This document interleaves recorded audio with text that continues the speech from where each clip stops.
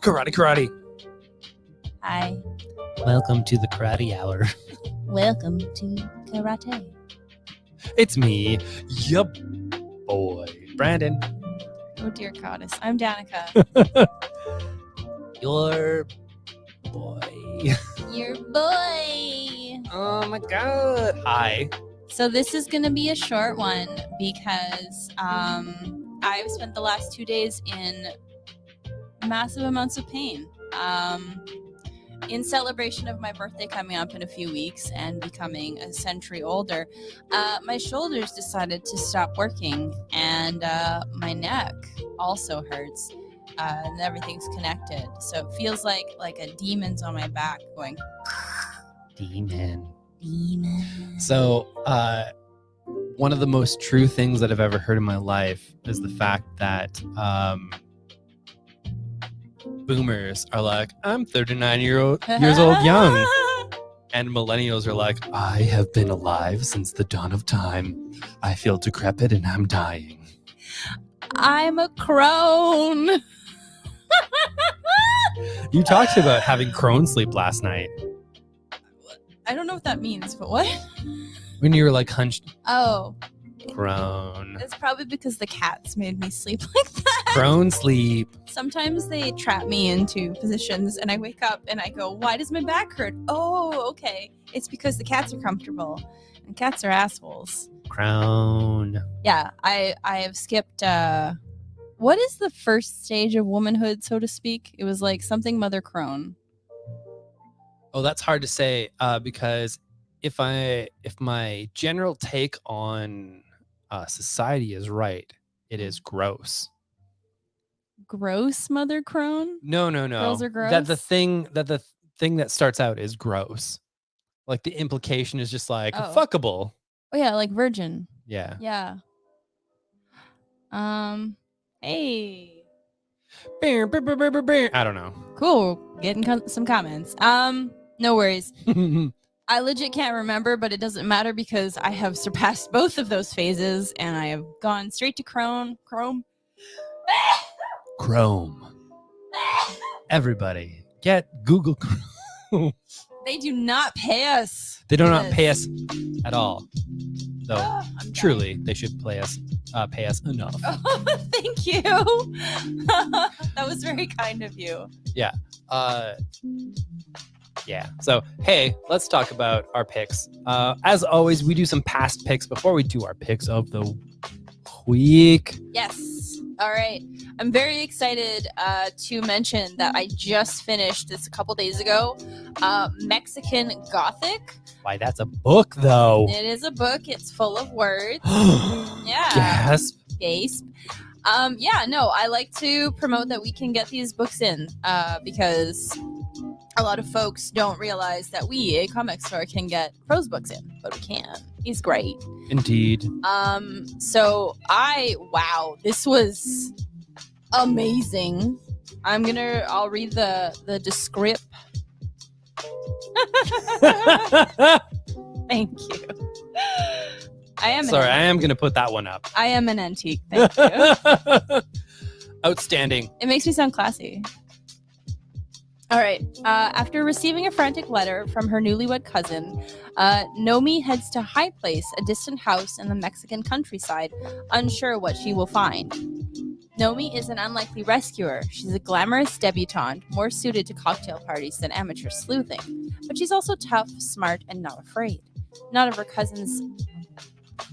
Sorry, cat fur. I know!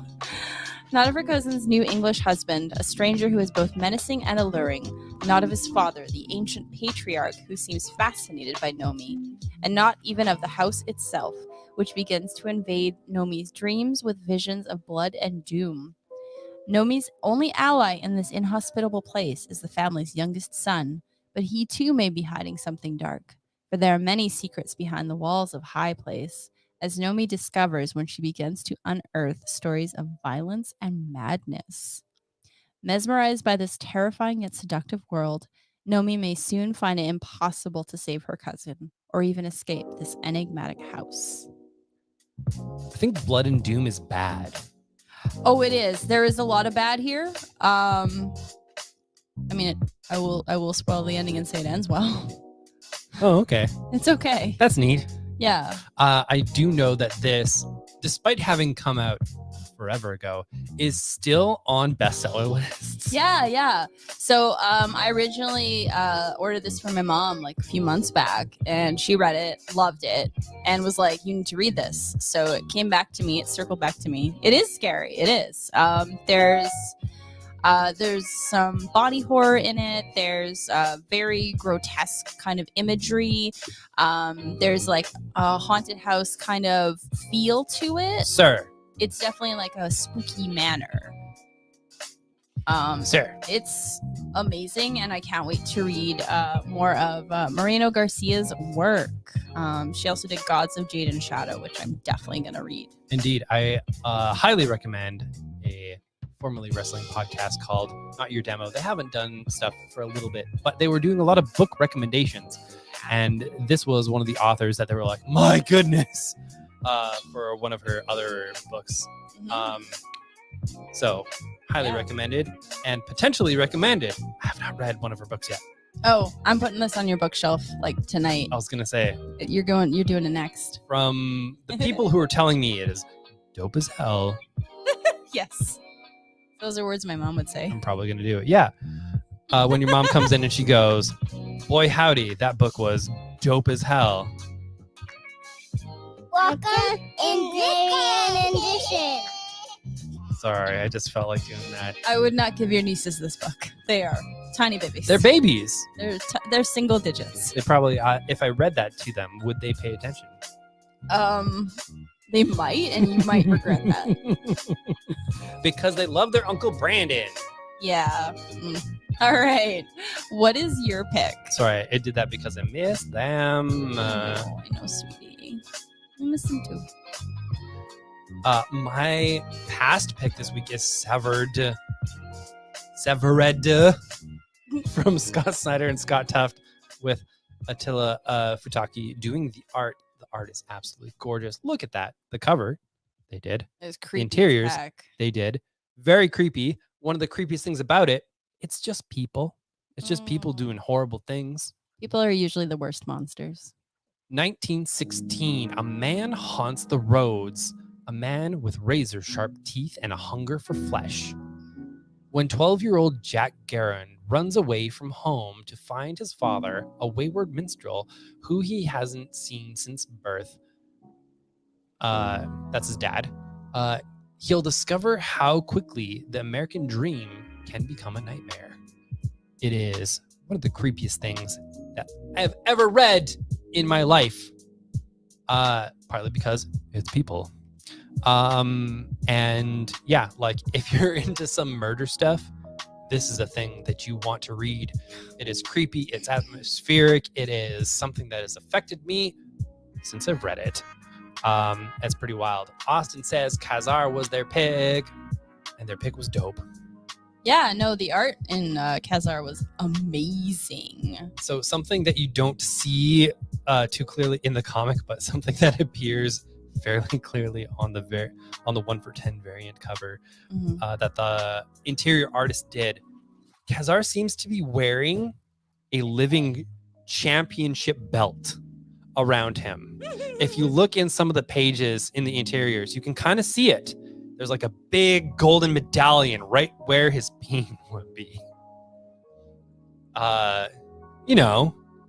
For modesty? Because you want everyone to know that you're the champion. Oh my gosh. Anyways.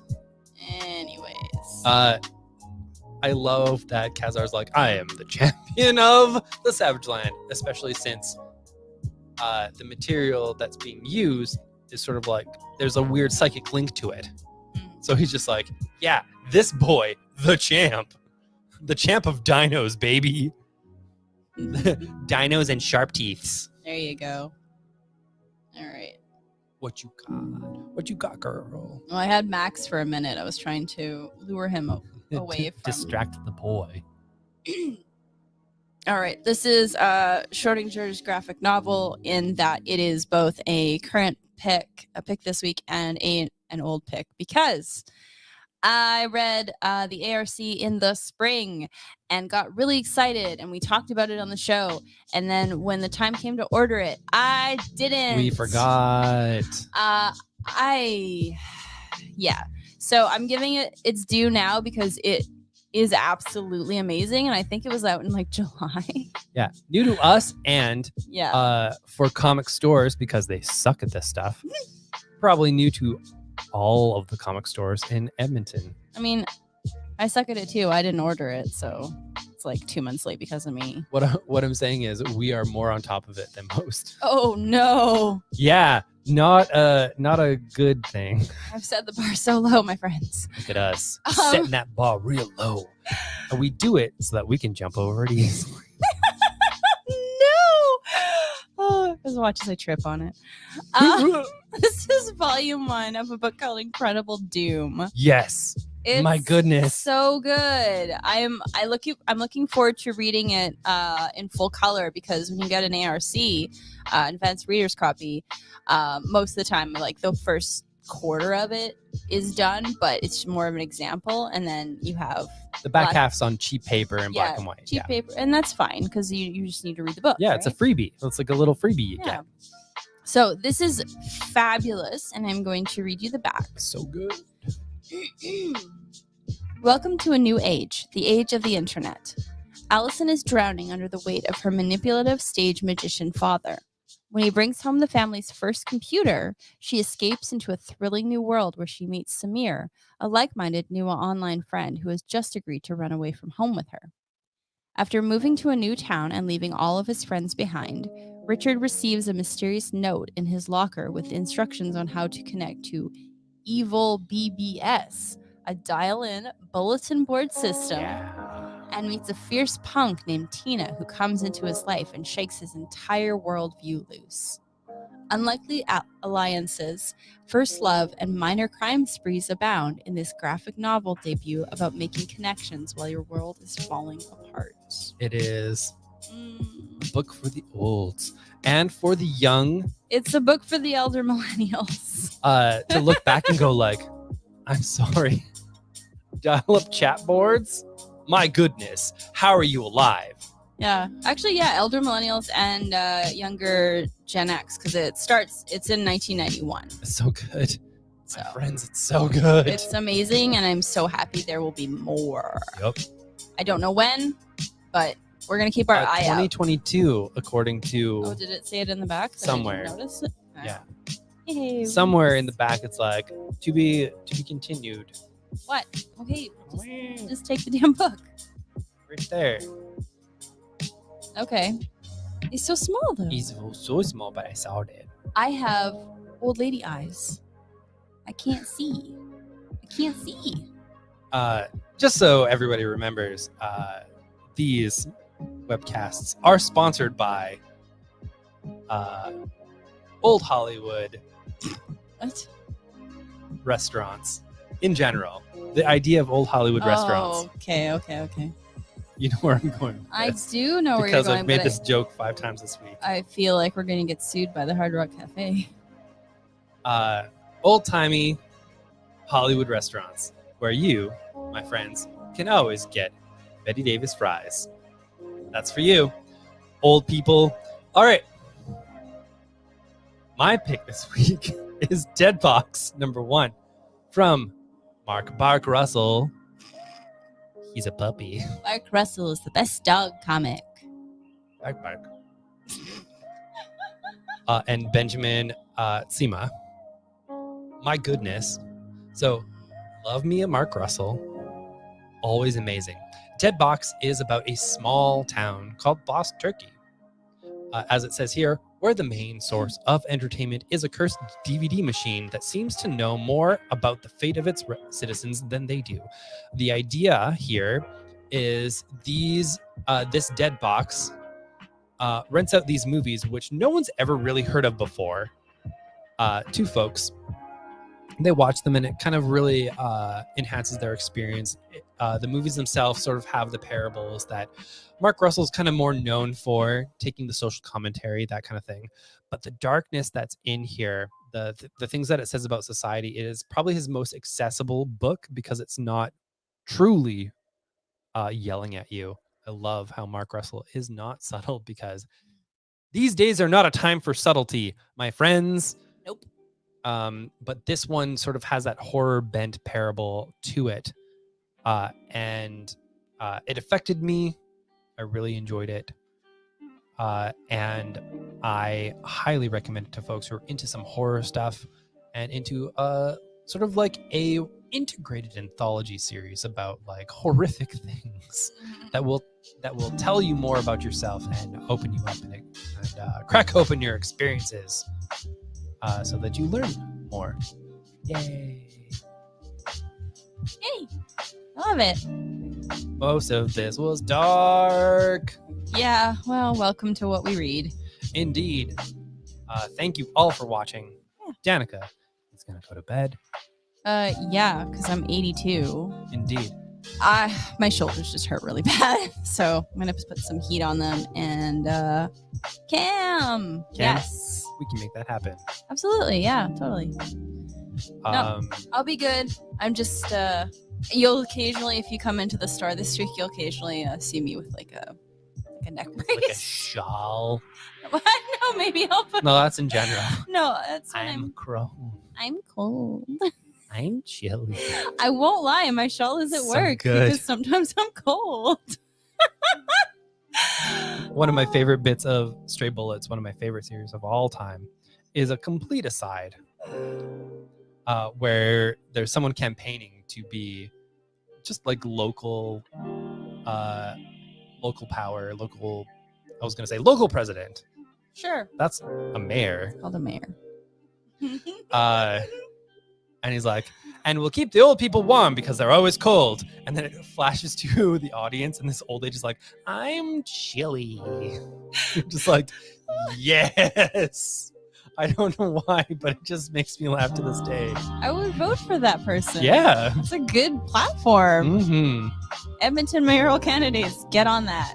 Yeah. Shawls for everybody. Shawls for alls. Shawls for alls. I like it. You're welcome. Okay, I'm gonna put some heat on this, and I'm gonna go to bed.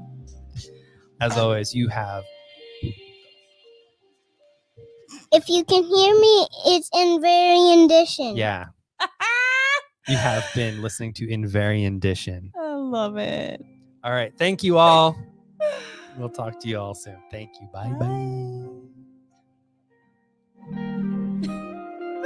bye.